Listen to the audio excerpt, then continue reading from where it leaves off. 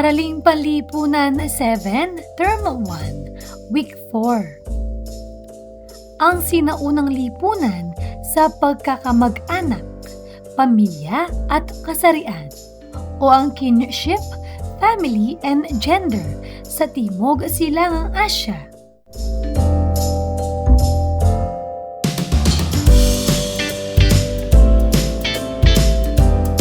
Matatag curriculum, bansang makabata, batang makabansa, with me, Teacher KMT. Magandang araw! Ngayon ay pag-aaralan natin ang tungkol sa ang sinaunang lipunan sa pagkakamag-anak, pamilya at kasarian, o ang kinship, family and gender sa Timog Silangang Asya. Mga kasanayan.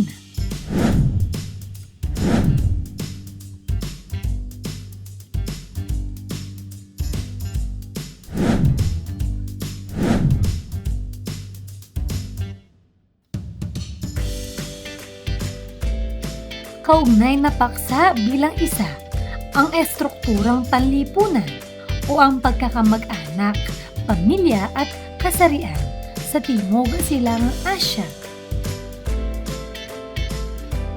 Maikling balik-aral. Gagabayin ka ng iyong guro para sa gawain na ito.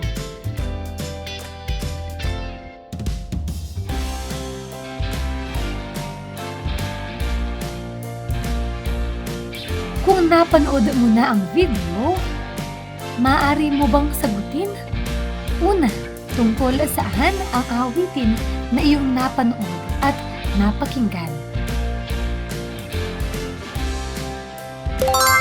Ang awitin ay tungkol sa kahalagahan ng pamilya at sa pagmamahalan, pagtutulungan at pagkakaisa ng bawat miyembro nito. Pangalawa, ano-ano ang mga katangian ng pamilyang Pilipino na nakasaad sa awitin? Ang pamilyang Pilipino ay mapagmahal, mapagkalinga, matulungin, masipag at nagkakaisa sa pagharap sa mga hamon ng buhay. Pangatlo, ano ang mangyayari kung ang bawat isa sa pamilya ay magtutulungan at magkakaisa sa paggawa ng kanilang misyon? Kung magtutulungan at magkakaisa ang bawat miyembro ng pamilya, mas madali nilang makakamit ang kanilang mga pangarap at malalampasan ang anumang pagsubok.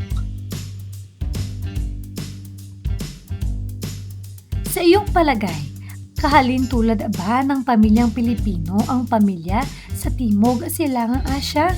Ipaliwanag. Opo, kahalintulad ng pamilyang Pilipino ang mga pamilya sa Timog Silangang Asya dahil pinahahalagahan din nila ang pagmamahalan, paggalang sa nakatatanda at pagtutulungan sa loob ng pamilya. Ano ang estrukturang panlipunan? Ang estrukturang panlipunan ay tumutukoy sa paraan ng pagkakaayos ng mga tao sa isang lipunan batay sa kanilang ugnayan, tungkulin at responsibilidad. Sa Timog Silangang Asya, mahalagang bahagi nito ang pagkakamag-anak o kinship, pamilya at kasarian o gender dahil sila ang pundasyon ng pamayanan at kultura. Para sa unang bahagi, pagkakamag-anak o kinship. Ang pagkakamag-anak ay ang sistema ng ugnayan ng mga miyembro ng pamilya at kamag-anak. Ito ang batayan ng pamana, katayuan at responsibilidad sa komunidad. Tatlong sistema ng pagkakamag-anak.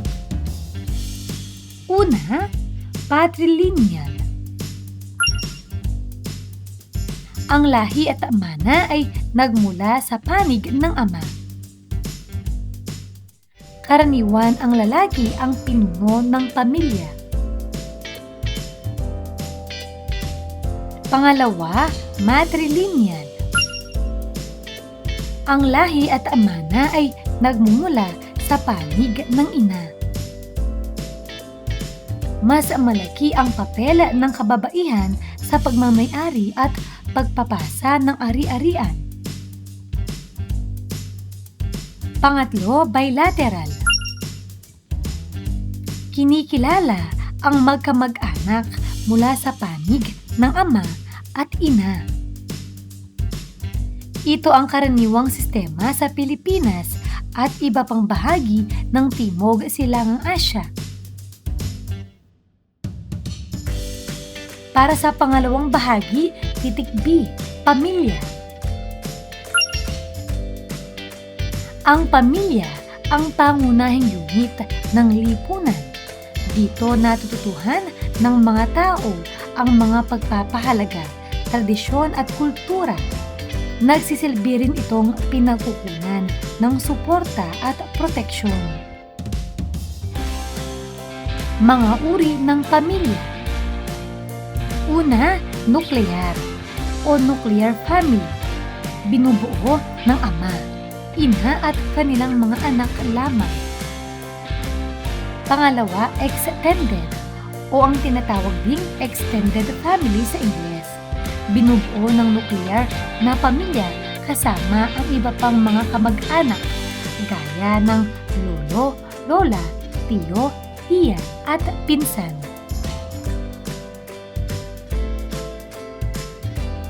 Batayan ng kapangyarihan sa pamilya. Una, egalitarian.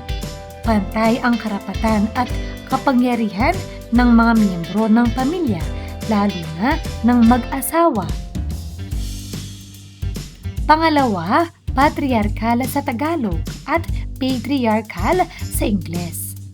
Ang ama o lalaking miyembro ang pangunahing may kapangyarihan at awtoridad sa pamilya. Uri ng pag-aasawa. Monogamy. Pag-aasawa ng isang lalaki sa isang babae o isang asawa lamang sa isang panahon. Polygamy. Minsan tinatawag din itong polygamy. Ito naman ang pagkakaroon ng higit sa isang asawa.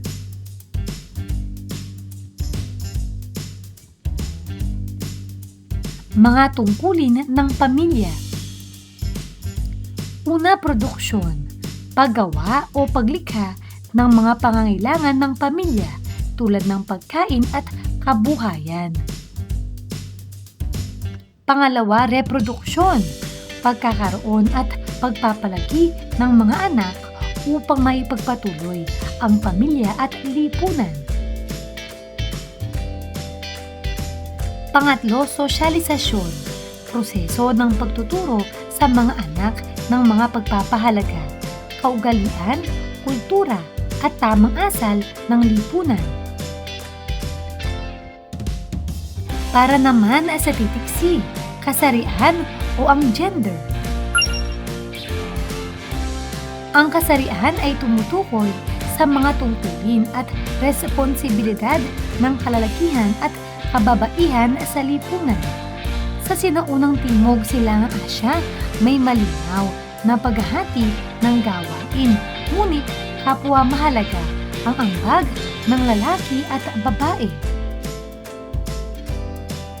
Karaniwang gampanin. Para sa kalalakihan, nangangaso o naghahanap buhay. Nakikidigma upang ipagtanggol ang pamilya at pamayanan.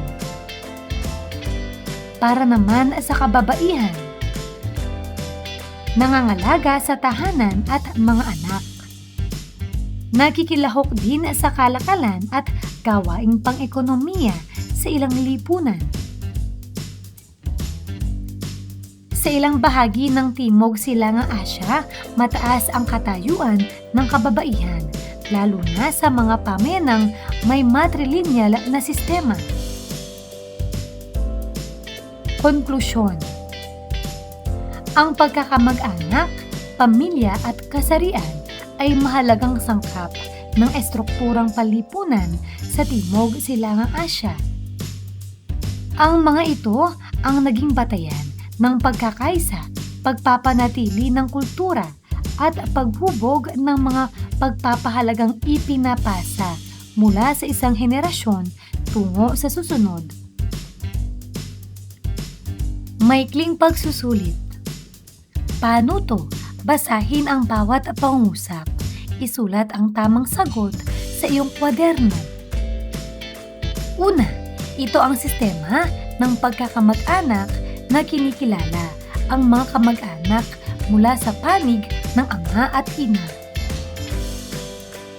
Pangalawa, ito ang pangunahing unit ng lipunan kung saan natututuhan ang mga pagpapahalaga, tradisyon at kultura. Pangatlo, ito ang tawag sa sistemang ang lahi at amana ay nagmumula sa panig ng ama.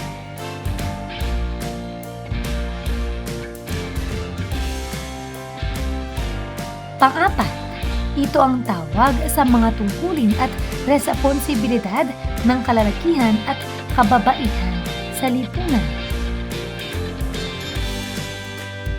Pang-lima, sa sistemang ito, ang lahi at amana ay nagmumula sa panig ng ina. Mga tamang sagot.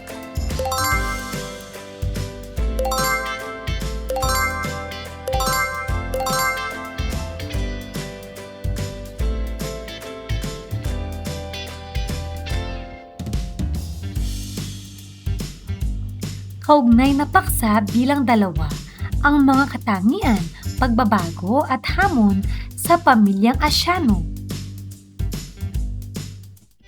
Maikling balik-aral. Sagutin ang mga sumusunod na katanungan. Una, sino ang itinuturing na ilaw ng tahanan sa pamilyang Pilipino? Sino naman ang haligi ng tahanan? Tama. Ang ina ang itinuturing na ilaw ng tahanan dahil siya ang nagbibigay ng pag-aaruga at gabay sa pamilya. Samantalang ang ama naman ay tinatawag na haligi ng tahanan dahil siya ang pangunahing tagapagtaguyod ng pamilya. Pangalawa, paano masasabing ang pamilyang Pilipino ay extended? Paano nagkaiba ito sa pamilyang nuklear? Mahusay. Masasabing extended ang pamilyang Pilipino kapag kasama sa tahanan o malapit na nakikibahagi sa buhay ng pamilya ang lolo, lola, tiyuhin, tiyahin at iba pang kamag-anak, samantalang ang pamilyang nuklear ay binubuo lamang ng ama, ina at kanilang mga anak.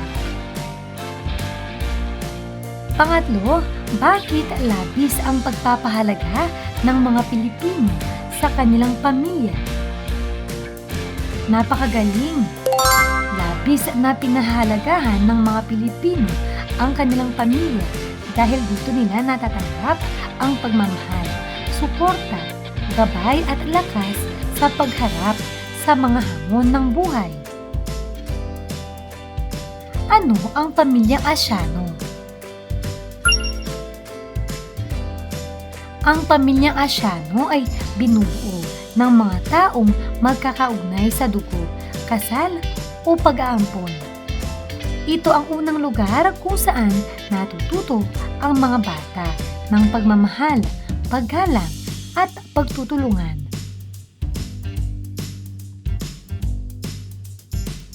Ang pamilyang Asyano ay kilala sa pagmamahalan, paggalang at pagkakaisa. Habang nagbabago ang panahon, may mga bagong pagkakataon at hamon na kinaharap ang mga pamilya. Sa pamamagitan ng pagtutulungan at pag-uunawaan, nananatiling matatag ang pamilya. Narito naman ang mga katangian ng pamilyang Asyano. Una, pagmamahalan.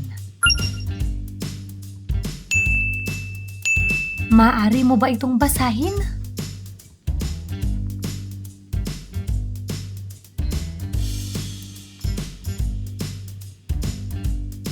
Pangalawa, paggalang sa nakatatanda.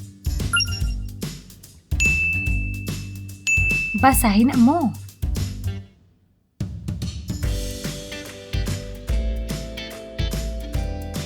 Pangatlo, pagtutulungan. Basahin mo.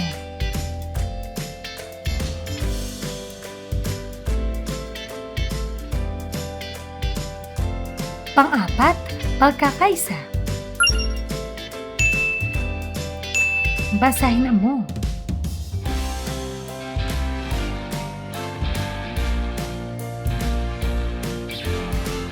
Mga pagbabago sa pamilyang Asyano. Habang lumilipas ang panahon, may mga pagbabagong nangyayari sa pamilya. Una, pagunlad ng teknolohiya. Mas madali nang makipag-usap sa mga kamag-anak gamit ang cellphone at internet. Pangalawa, pagtaas ng bilang ng nagtatrabahong magulang. Maraming magulang ang nagtatrabaho upang matustusan ang pangangailangan ng pamilya. Pangatlo, paglipat ng tirahan. May mga pamilyang lumilipat ng lugar o bansa para sa trabaho o mas magandang buhay. Mga hamon sa pamilyang Asyano. Una, syempre, ang kahirapan. Minsan ay kulang ang kita ng pamilya para sa kanilang pangangailangan. Pangalawa, kakulangan ng oras. Dahil sa trabaho, may mga magulang na kaunti lamang ang oras para sa kanilang mga anak. Pangatlo, labis na paggamit ng teknolohiya.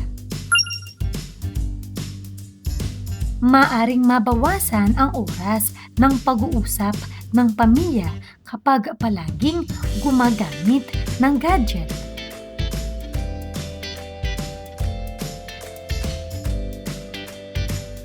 Pang-apat, mga sakuna at kalamidad. Ang bagyo, lindol at baha ay maaaring makaapekto sa buhay ng pamilya. Tandaan, ang pamilya ang pundasyon ng lipunan. Mahalaga ang pagmamahalan, paggalang at pagtutulungan. May mga pagbabago na nararanasan ang pamilya dahil sa teknolohiya at pamumuhay. Nalalampasan ng pamilya ang mga hamon sa pamamagitan ng pagkakaisa at pagtutulungan. Maikling pagsusulit.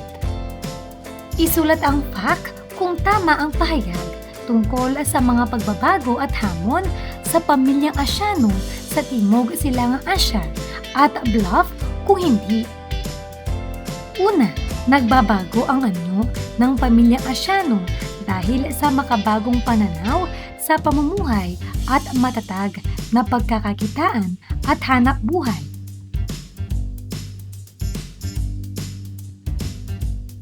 Pangalawa, ang mga pamilyang extended ang mas nagiging karaniwang anyo ng pamilya maging sa lungsod o sa kanayunan. Pangatlo, nagbabago rin ang mga gampanin ng mga kasapi ng pamilya dahil sa impluwensya ng mga kulturang kanluranin na napapanood sa mga telebisyon, sine o nababasa sa mga pahayagan. Pang-apat, Ang patriarkal na sistema ay unti-unting napapalitan ng sistema ng pagkapantay-pantay dahil sa pagtatrabaho at paghahanap buhay ng mga kababaihan. Panglima, maging ang mga pamamaraan sa panliligaw at pag-aasawa ay nagbago na rin. Mga tamang sagot.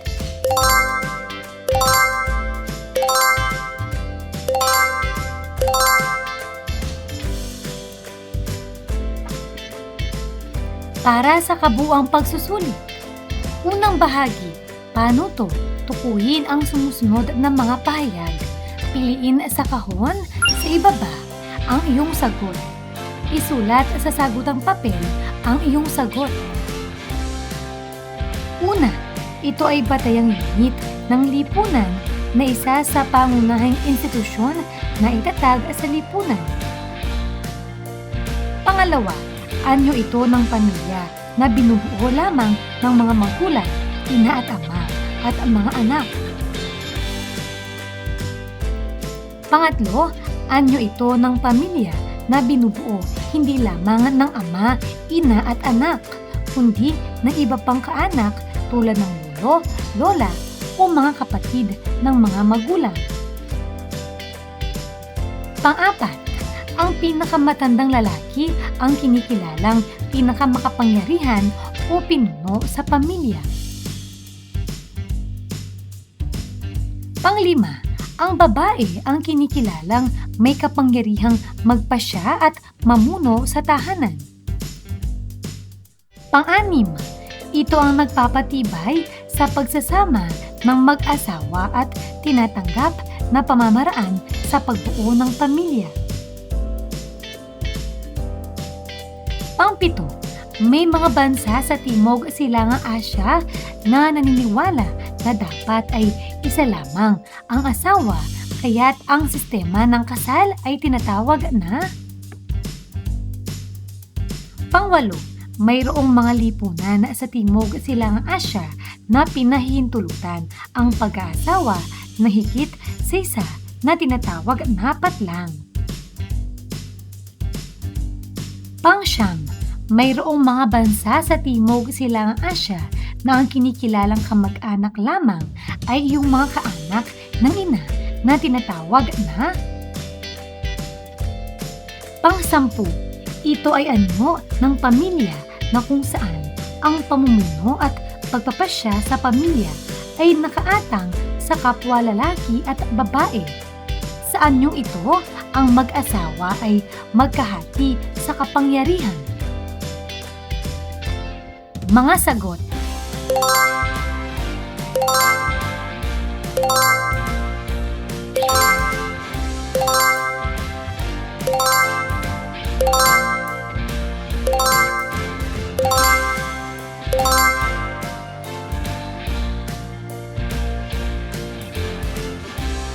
Ikalawang bahagi, paano to?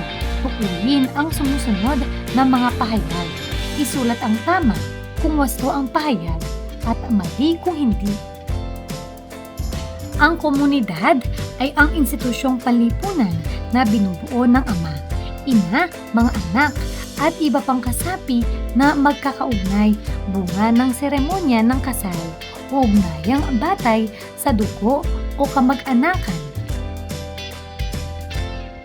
Ang sosyalisasyon ay pagtuturo sa kasapi ng lipunan ng mga wastong pagkilos at pag-uugali sa lipunan. Sa pamilyang Asyano, ang pagpapakasal ay isang mahalagang elemento ng pagpamilya. Itinataya na kung ang mga lalaki at babae ay kapwa mabibigyan ng pagkakataon na makiisa sa pagpapasya, mas magiging mabuti at matatag ang mga desisyon na gagawin ng isang pamilya. Ang kalagayang pangkabuhayan ay walang impluwensya sa pagbabagong nagaganap sa pamilya. Mayroong pamilya na ang kinikilala lamang na angkan o kamag-anakan ay yung mga kaanak sa bahagi ng ama na tinatawag na pamilyang patrilineal. Sa kasulukuyan, ang mga pamamaraan sa panliligaw at pag-aasawa ay hindi nagbabago. Ang Timog Silangang Asya bilang isang malawak na lipunan ay binubuo ng pamilya na may iba't ibang anyo at balangkas. Hindi nagbabago ang anyo ng pamilyang Asyano dahil sa makabagong pananaw sa pamumuhay at matatag na pagkakakitaan at hanap buhay.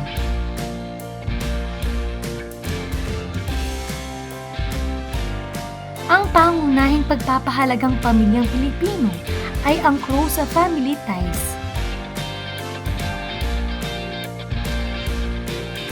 Mga tamang sagot.